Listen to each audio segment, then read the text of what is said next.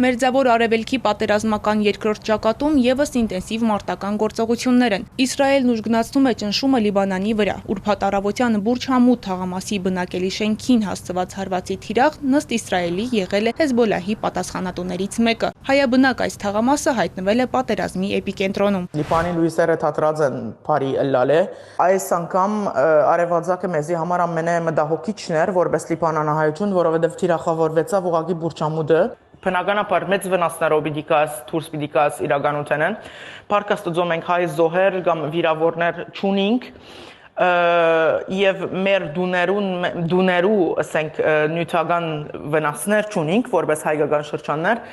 բայց վնասը կհասնի երկրին եւ այդ վնասը որ կհասնի Լիբանանին, Բեյրութին կհասնի Լիբանանահայության։ Թեև իսրայելական բանակը հայտարարել է, որ հարվածները ուղղված են Հեզբոլահի հրամանատարական եւ հետախուզական կենտրոններին եւ նրա էլիտար Ալ-Ռավադան ստորաբաժանման շտաբին, սակայն հարձակումներից տուժում են խաղաղ բնակիչները։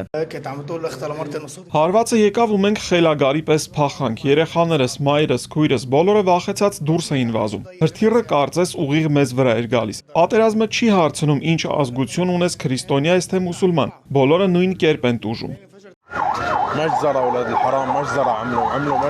Խոշոր հարված է հասցվել Ռամետ Ալ-Բայդայի ծովափնյա հատվածին, որտեղ բազմաթիվ տեղահանված ընտանիքներ վրաններ էին տեղադրել։ Թիրախը մեքենա էր, որի պայթելու հետևանքով զոհվել է 12 մարդ, վիրավորվել տասնյակները։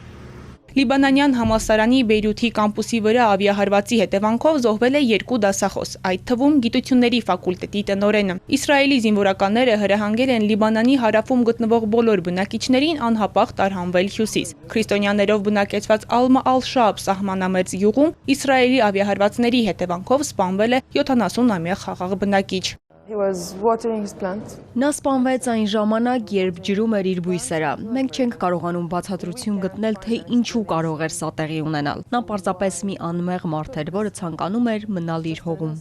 Գյուղապետը նշել է, որ Ալմա Ալ-Շաաբում Հեզբոլահի զինյալներ չեն եղել։ Սկզբում բնակիչները հրաժարվում էին լքել գյուղը, թաքնվելով եկեղեցու նկուղում, սակայն շարունակվող հարվածներից հետո հարկադրված տարհանվել են ՄԱԿ-ի խաղաղապահների ուղեկցությամբ։